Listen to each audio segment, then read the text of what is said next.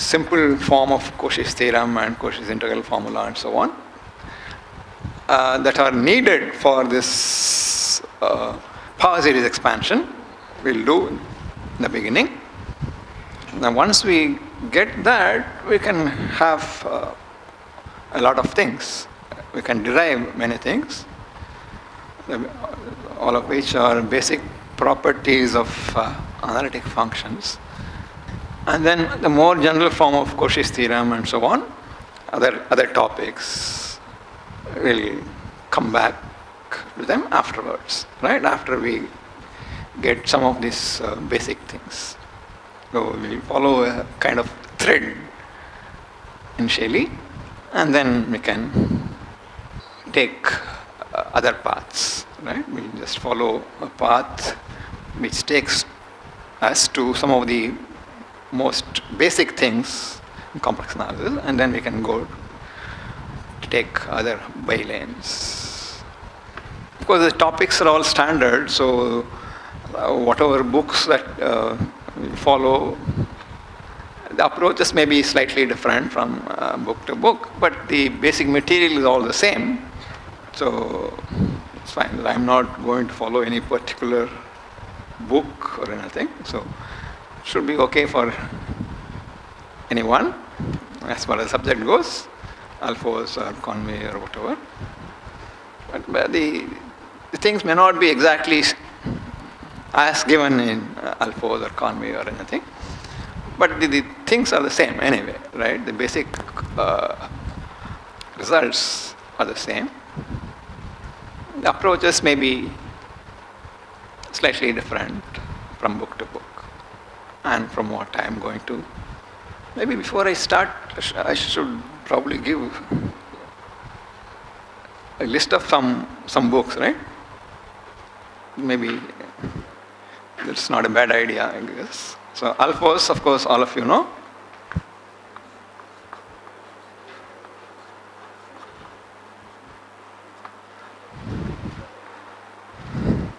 So Alphonse's book is a very popular textbook in many places. Alphonse is, by the way, one of the great complex analysts of the century. He was, have you heard about the Fields Medal? So the Fields Medal was first awarded in 1936. Alphonse was the one who got that. Actually, two people got that in 1936, Alphonse and another man. So, of course, because of the World War, the next one was only in 1950. So just to say that you're author of your textbooks, not just any author, but a great complex analyst. Finnish, by the way, Finland, he is from Finland. And then, of course, many places also have this as a textbook, Conway, Gamelin. Okay.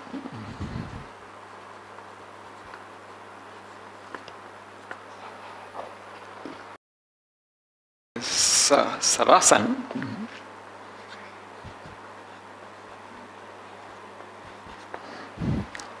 So all these are available in Indian editions. Okay, Sarasan is in the Trim series, Notes on Complex Function Theory or something. It's a small book, but a beautiful book. And then there is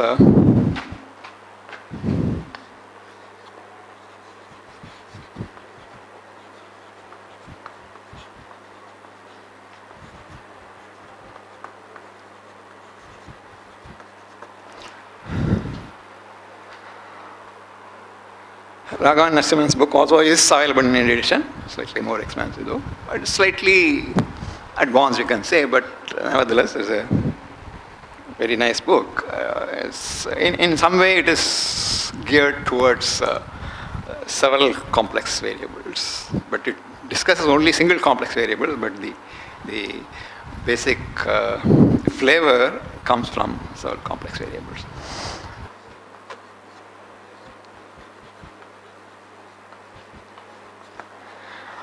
Theory of complex functions. Amat is also a well-known complex analyst from Germany. This also available in Springer Indian edition. But this Ramar's books is not really perhaps suited for to be a textbook, but it's a very, very beautiful book. And it gives lots of historical things, quotations from the original papers and so on and so forth. So, so you must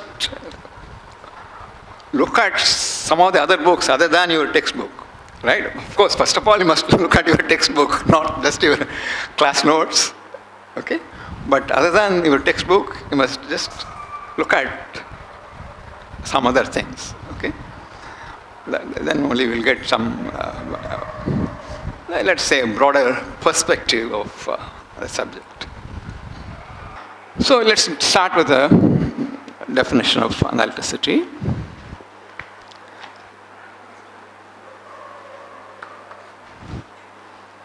The setting is the same. Omega is an open set in the complex plane, right? Let's not write that every time. So f is a function, complex valued function on that. So f is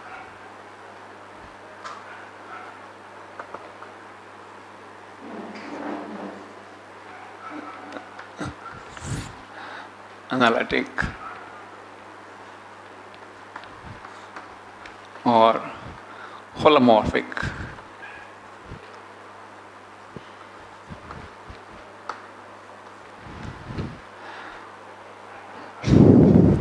Holomorphic is usually preferred in the modern treatments. Holomorphic is commonly used in several complex variables, not analytic.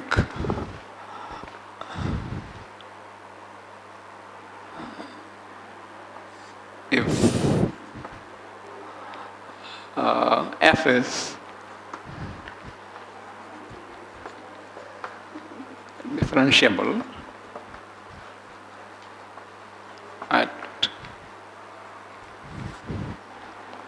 every point of omega. So here again, there is a remark to be made. The original definition of Cauchy not only assumed that the derivative exists at every point, but also that the derivative is continuous. So original definition of Cauchy was that f has a continuous derivative at every point. So even now you can see some of the books having that definition. All Alphos doesn't assume continuity of the derivative, but I think Conway does assume that f dash is continuous in the definition of analyticity. But it turns out that the continuity assumption on the derivative is superfluous. Okay, it's not needed, it automatically follows actually. So this was proved way back in 1900 by Gusa.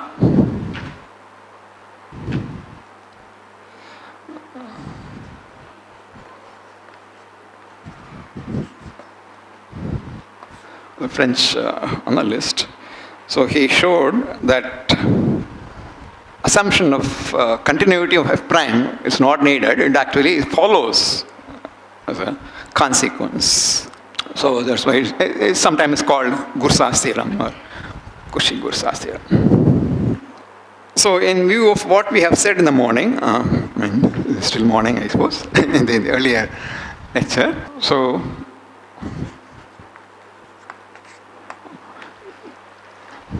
what are the theorem that we wrote here in the morning? F is complex differentiable at a point, if and only if f is real differentiable and Cauchy-Riemann satisfied, so on. So now those conditions, that was at a point. So now same conditions at every point of omega. So f is analytic, so the following are equivalent.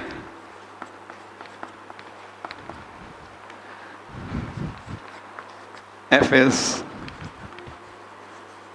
analytic on omega or in omega.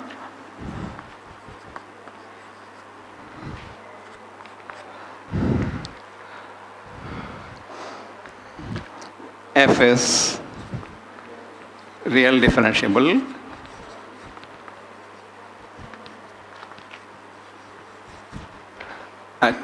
each point omega, and the Cauchy-Riemann equations are satisfied.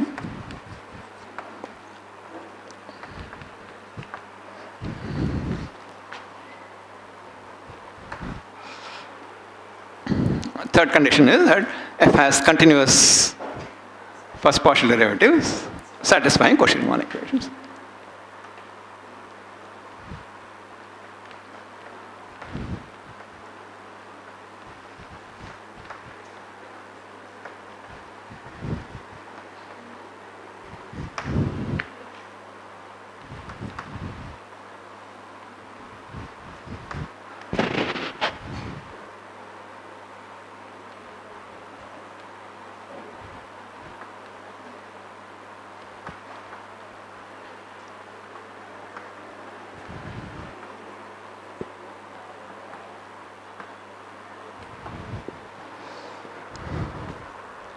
See, I will, so our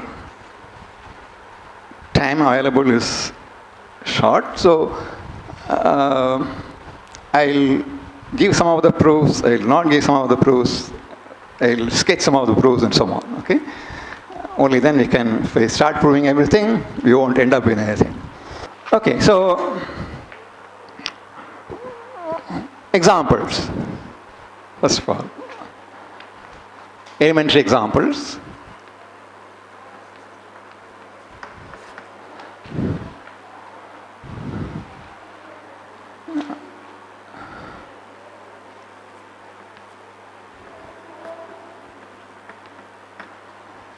Right? All powers of z. So, in other words, all polynomials. And the usual, the derivative is going to be n times z to the n minus 1, so just like real case. So all polynomials.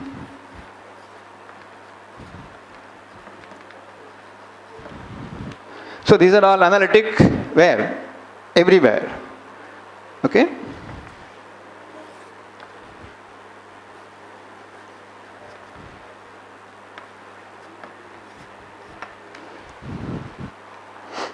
The whole complex plane. Functions which are analytic in the whole of the complex plane are called entire functions.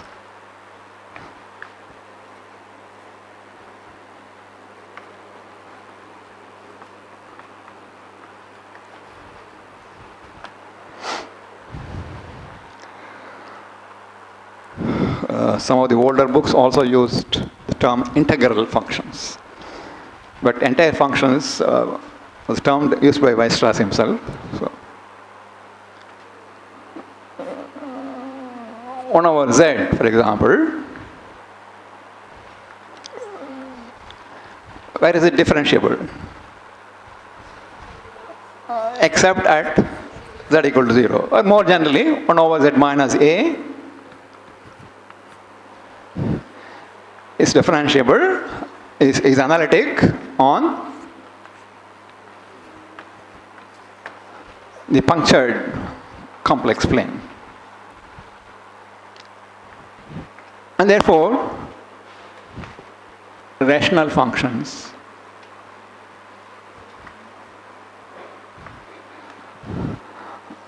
what is a rational function?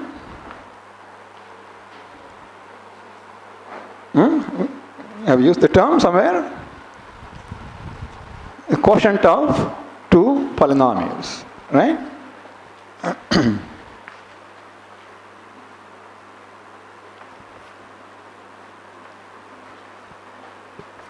PQ polynomials.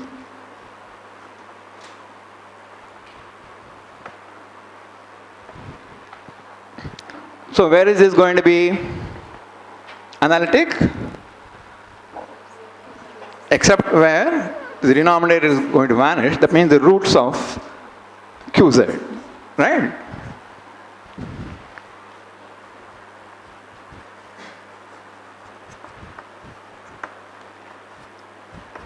Set of roots are zeros, as they say.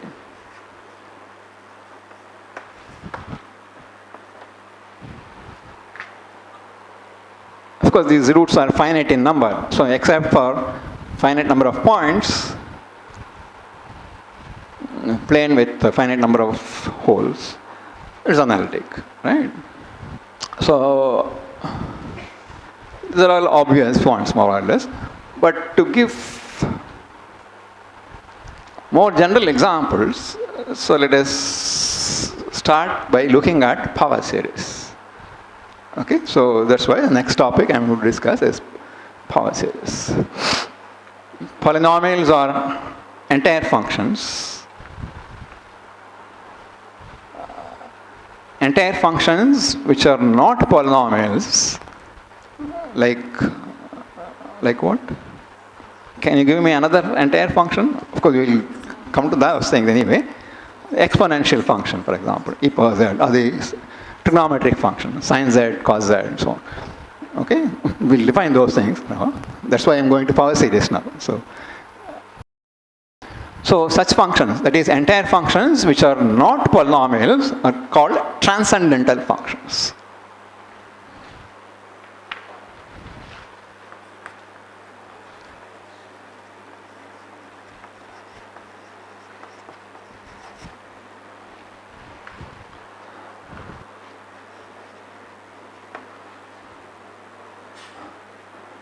Entire functions.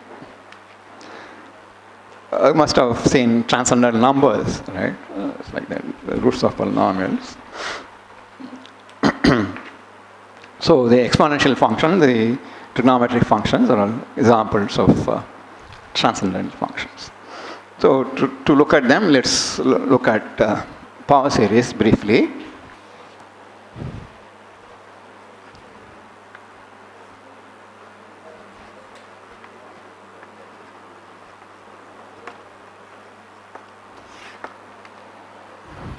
By the way, just let me mention,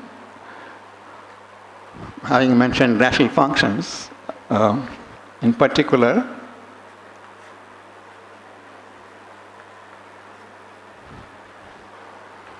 functions of this type.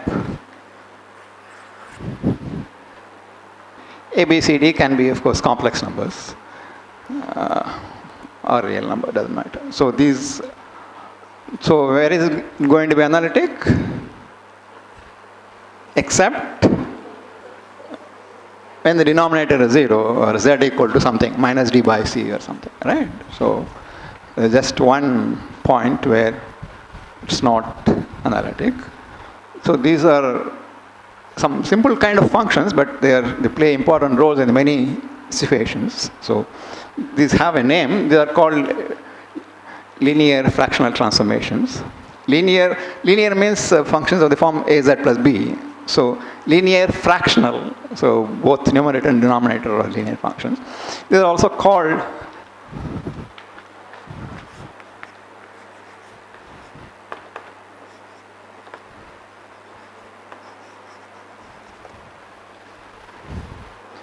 Mobius functions. Mobius, you must have heard of name Mobius in some other context. Mobius band, for example, or in number theory. We will say something about this later, probably. At least some special Mobius functions. Okay, so let's look at power series. What is a power series?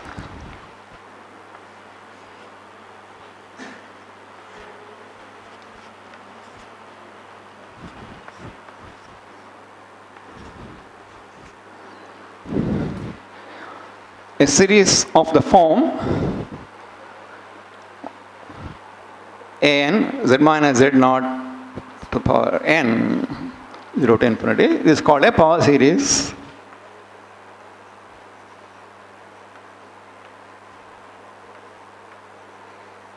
around z naught.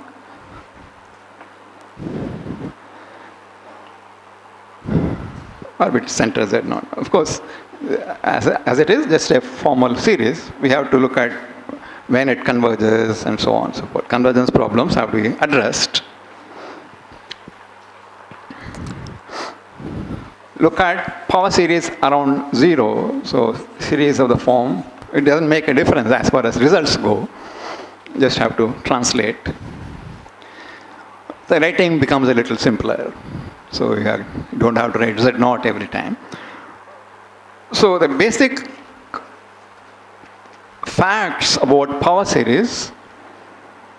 So first of all, it can happen that, of course, obviously when Z equal to Z naught is going to be 0. Everything is 0.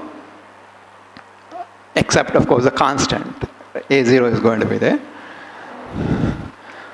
So at Z equal to Z naught, the series always converges, right? But it can happen that it doesn't converge anywhere else, right? It can happen that a series converges only at Z equal to Z naught, right? Or it can happen that it converges everywhere. So first of all, we have to look at where the series converges and where it doesn't. Okay? So the first result, the basic result about power series is the following. Going back to again Cauchy and Abel, so on. So let us, just for simplicity, as I said, we'll look at this power series around 0. Suppose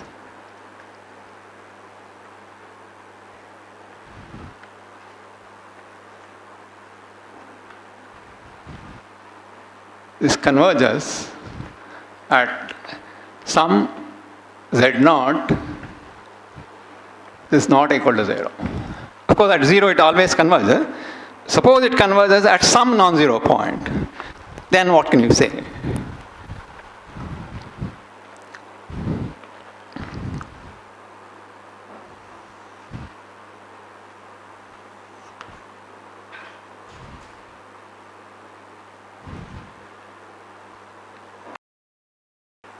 So take any smaller disk. So suppose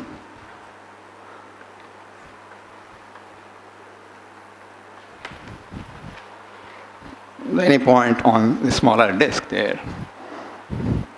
So what happens at Z1?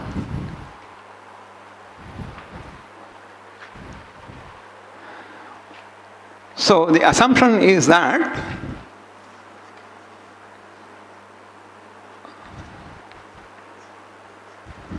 this converges at Z equal to Z naught. You have convergence by assumption. So this implies in particular the nth term of a convergent series goes to 0, right? So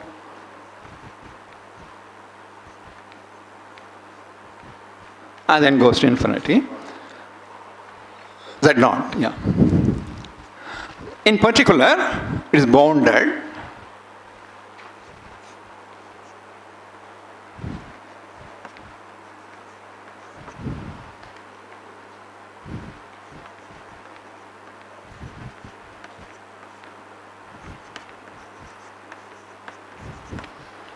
Right?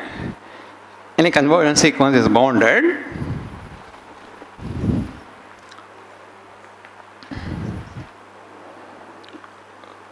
What are we interested in at Z1? So we want to look at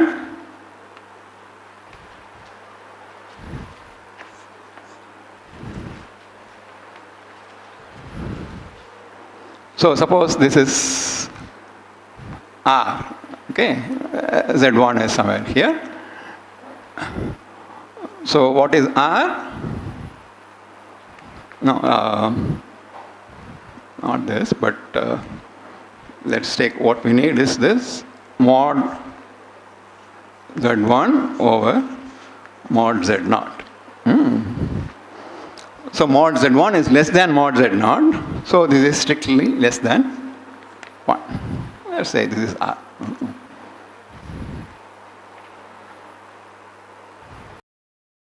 So now we can write this as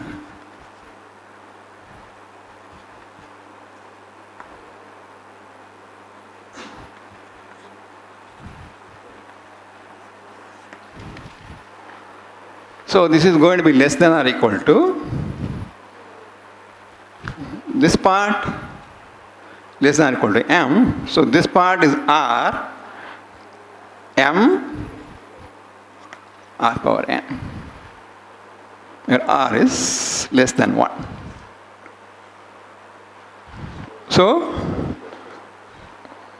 what is called the Weierstrass m test, right?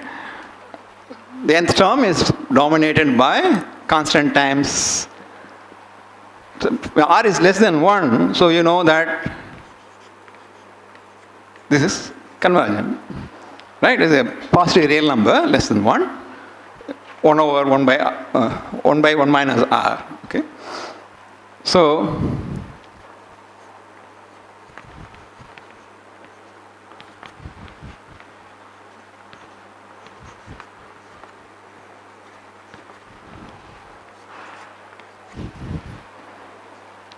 that this series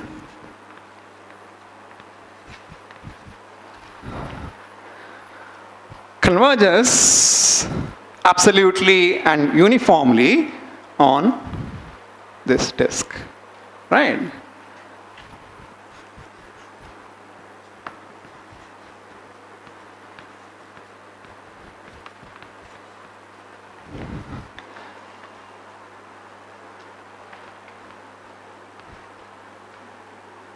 On any smaller disk, right?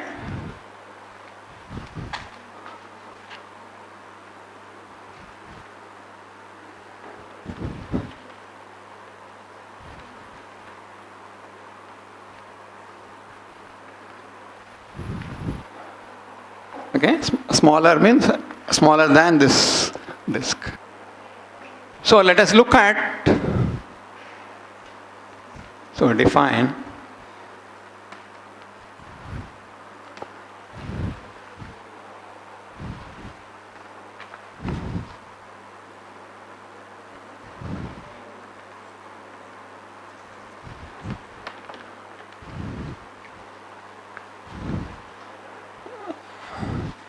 either you can state it either way, where this converges or where it's bounded.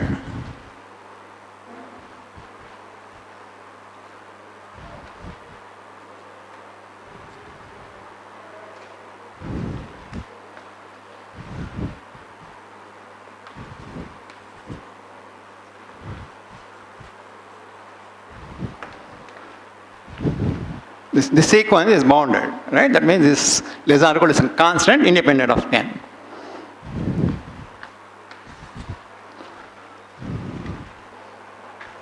Or you can also take supremum of all mod z, where sigma a and z n converges.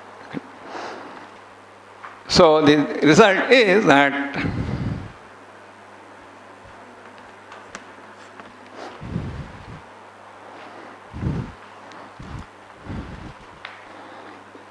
sigma a n z n converges for all mod z in mod z less than r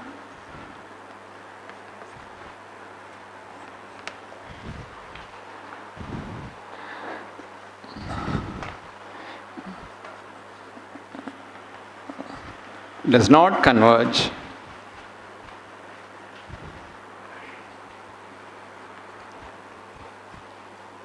for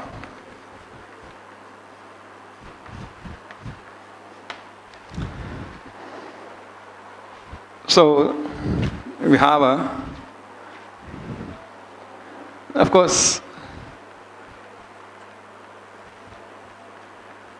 r can be 0 or r can be infinity.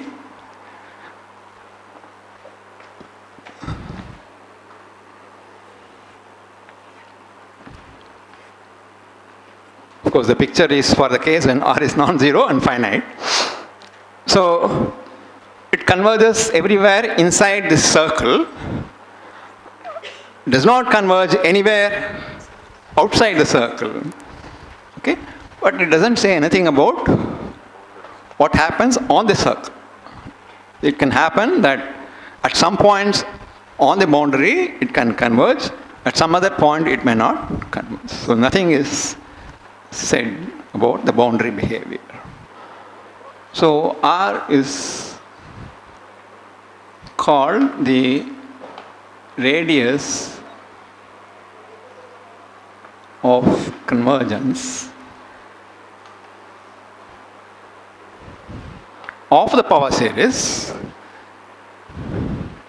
and this is called the circle of convergence.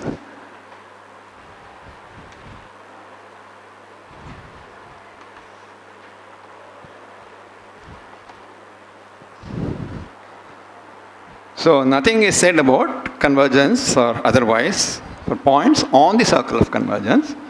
Of course, R can be infinity or R can be 0, I said. The basic formula for calculating this R is the well-known formula.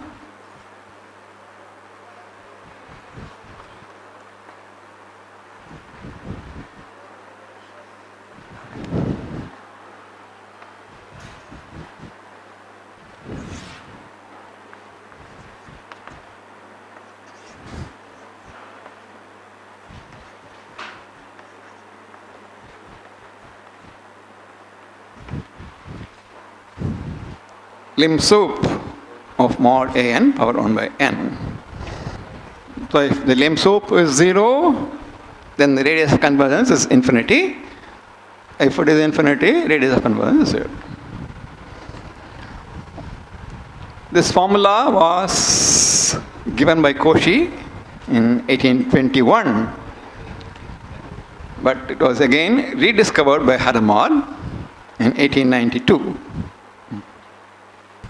Jacques Hadamard was a French mathematician at the turn of the 19th and the 20th centuries. He was one of the,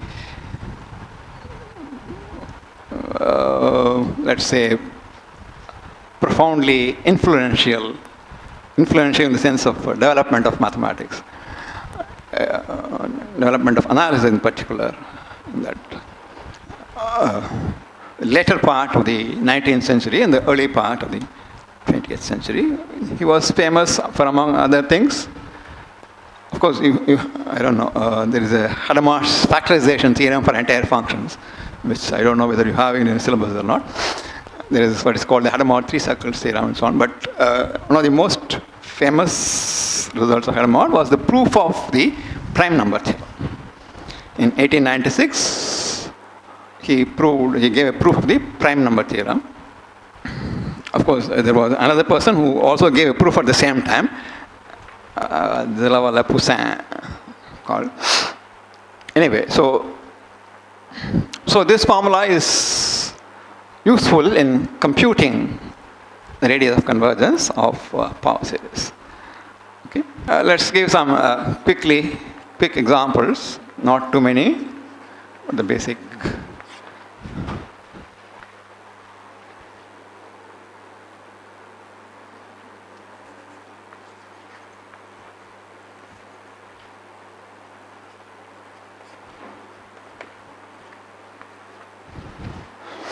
This is the exponential series, so the radius of convergence is infinite in this case.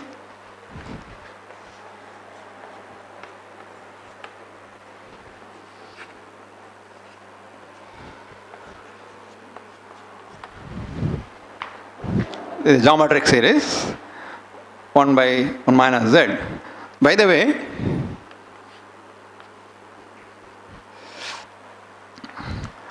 the series, the circle of convergence is the unit circle, right? At z equal to 1 does not converge on the unit circle. Let's see, and then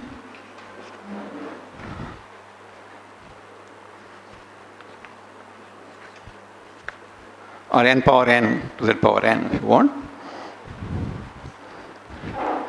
Here the radius of convergence is 0.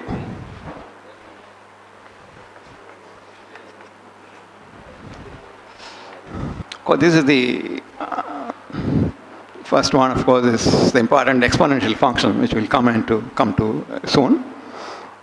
But first, let us say something about the function defined by the power series. So, if inside the radius of inside the circle of convergence, this series converges, right? So, it gives you a function. So, what can we say about that function? So, the basic facts about power series.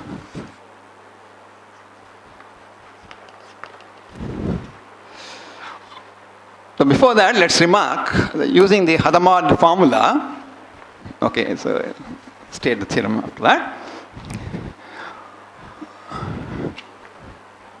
So, you have this series. So, by the way, so whatever you have said for this series is true for power series around any point. Just written down for z equal to z naught equal to 0. So, n z minus z naught power n, everything is.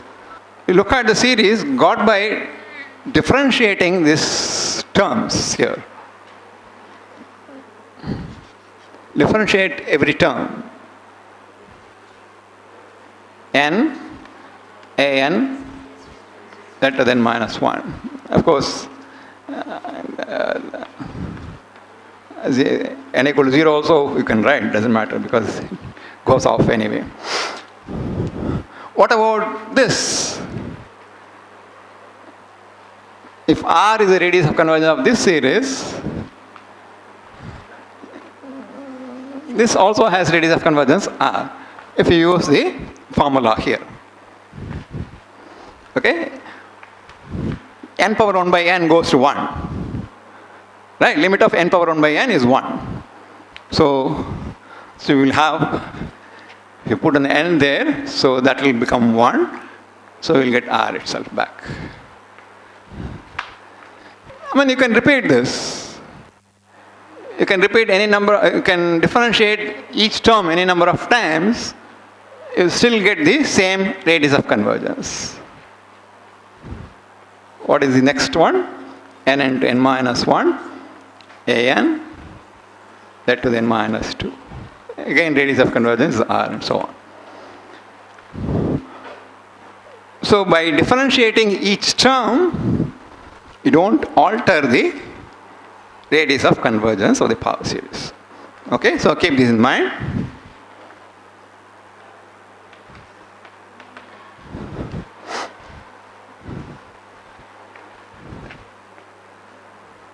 So R is the radius of convergence.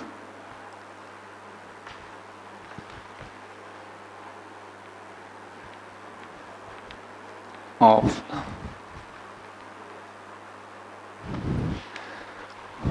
so this defines a function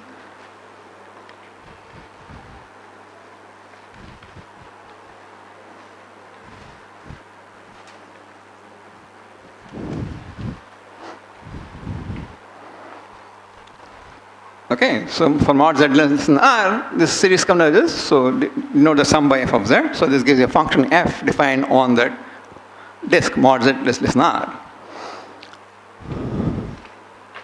Then f is analytic.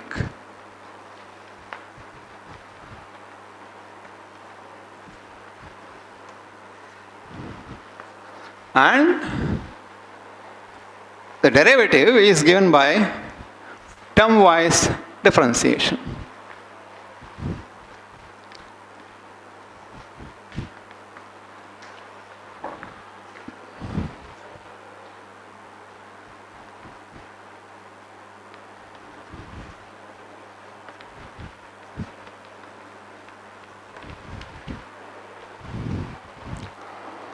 So you can get the derivative by just differentiating each term of the series. We already observed that this differentiated series also has the same radius of convergence, and therefore this makes sense. So this defines a function on that, and that function is actually the derivative of f. let us try to quickly look at the proof of this. So fix A, mod A less than R. So we have to show that f prime A exists. So to show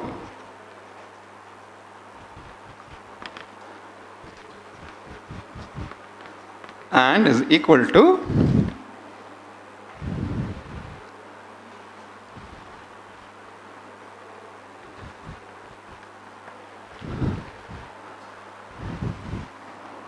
or call it Z naught instead of A if you want, doesn't matter.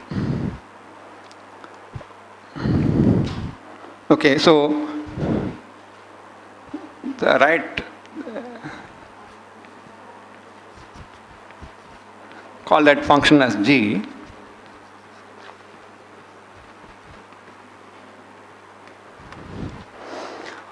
So we have to say that f prime A exists and is equal to G of A. So let us start.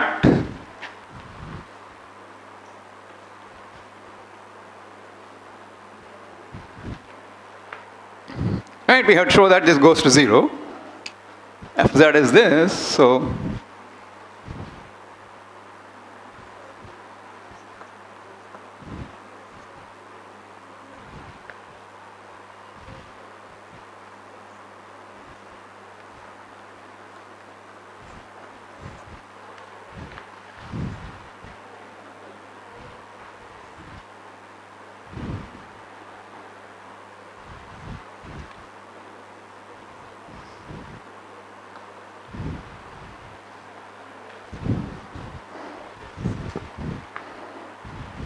okay.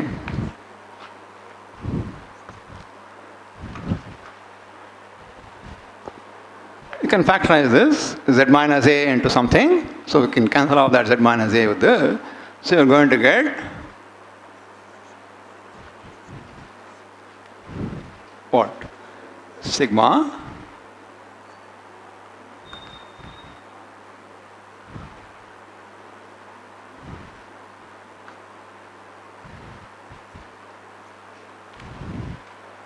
that right?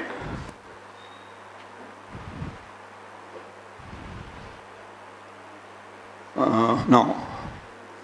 N, you have to get n minus 1. So, minus 1. Right? Z to the n minus 1 plus z into, z to the n minus 2 into A and so on. Is it okay? Have I written correctly? Minus this same thing. So take the sum outside. So n times an, a to the n minus 1. So combine this with this. So you're going to get sigma an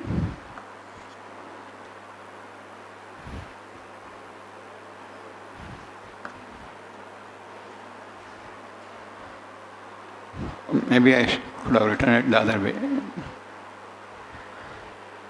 because you have powers for A here. So let me write the other way. It doesn't matter though, but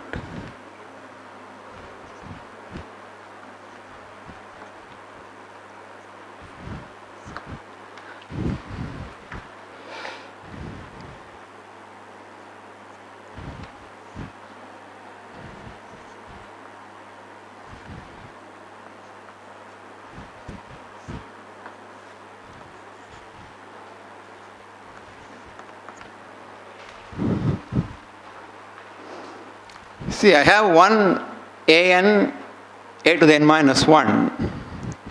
N terms like this.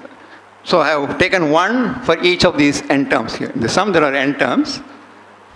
So let us estimate this. Check whether I have not made any mistake there. Look at this. Z to the k minus a to the k. Again you can write it as z minus a into k minus 1, etc. a to the k minus 1. K terms here. So when you take absolute value, So each of these is less than R, modulus, in modulus, each of these is less than R. So there are how many terms? N minus 1 terms. So n minus 1 R to the n minus R to the k minus 1, right?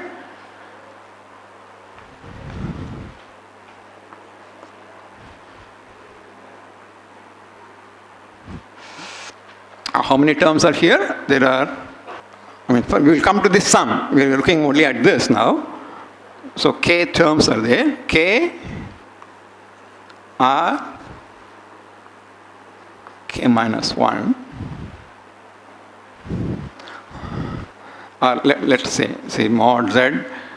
Let us take some, call this, both are less than R, less than capital R, let's say.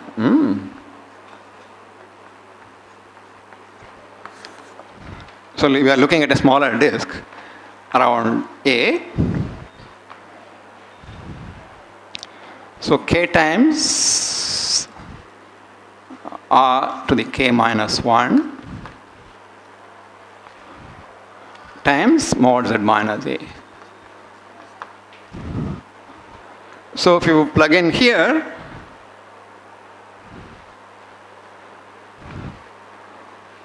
you are going to get the whole thing modulus of this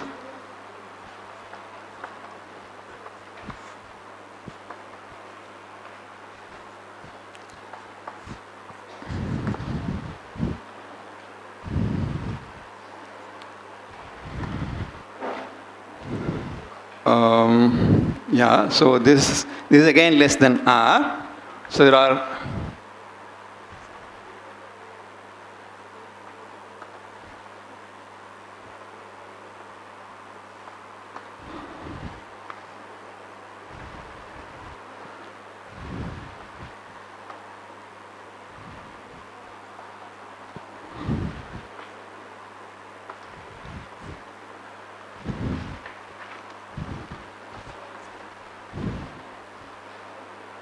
okay, so what do we get here?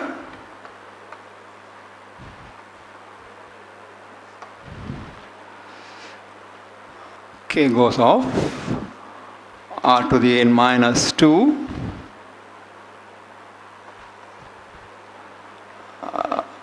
So sigma 0 to n minus 1, K. So that is n into n minus 1 into, what is that? N into n minus 1 by 2, correct? So 0 to n minus 1, K. 1 plus 2 plus up to n minus 1.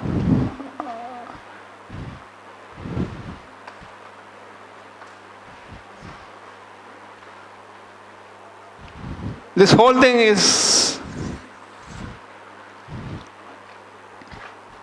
convergent because we already have shown that, observed that this is convergent for all mod z less than R. So this is some constant, okay?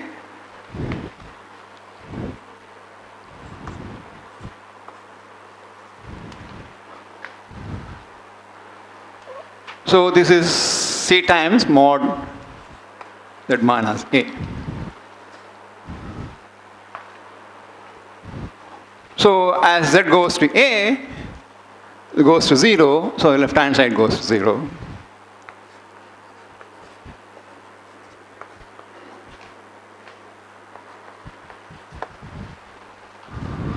So anyway, the conclusion is that the function given by a power series defines an analytic function inside the circle of convergence. So this is true, you see, for not only for f dash is also analytic because it has the same radius of convergence. So inside that circle, f is analytic, f dash is also analytic, and so on. all the successive derivatives of f will be analytic functions on. So,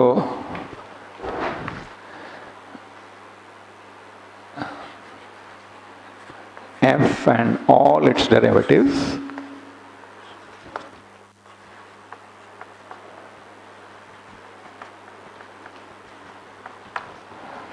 are analytic in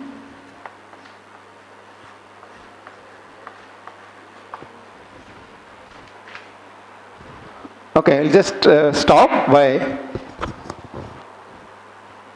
saying or defining the exponential function.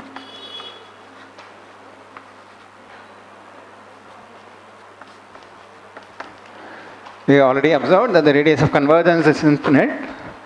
So, this gives you a function which is analytic in the whole plane. So, this is an entire function.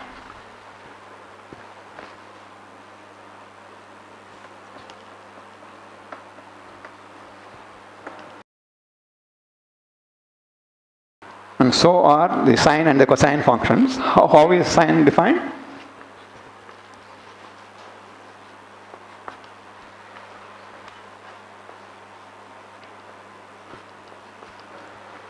How do you define sine and cosine in terms of the exponential? You remember Euler's formula? E power ix is equal to cos x plus I sin x. So, e power minus ix is cos x minus I sin x. So, if we add, you are going to get twice cos x. So, cos x is e power ix plus e power minus x ix by 2.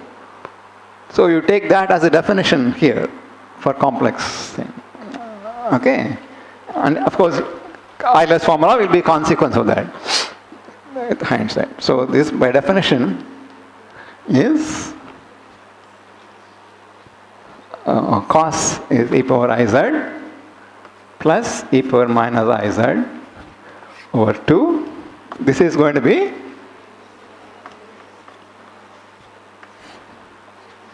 to I. These are the definitions, okay? For complex z, you define sine and cosine by this series. Of course, you can write down the series now, right?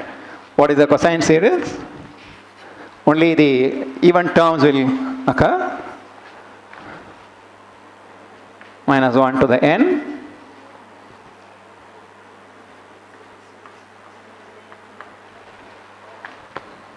No, 2n somewhere. 2n, right? Here. 2n factorial. 1 minus z square by 2 factorial. Is it okay? 2n factorial, yeah. Not 2 into n factorial. Maybe.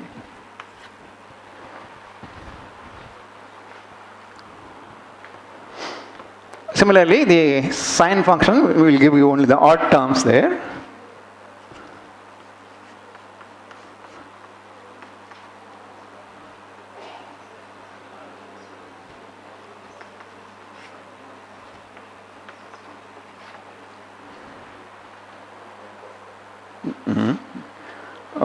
N equal to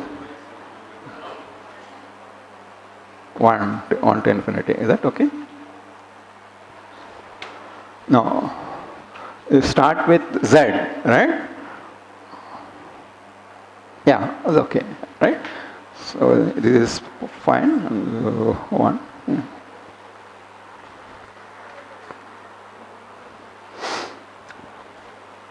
So these are examples of entire functions. Yeah. So of course the quotient function, the tangent function, tan z will have will not be analytic at all points. points where cosine function is 0, there will be problems. This is an example of what are called meromorphic functions. We'll come to these things later.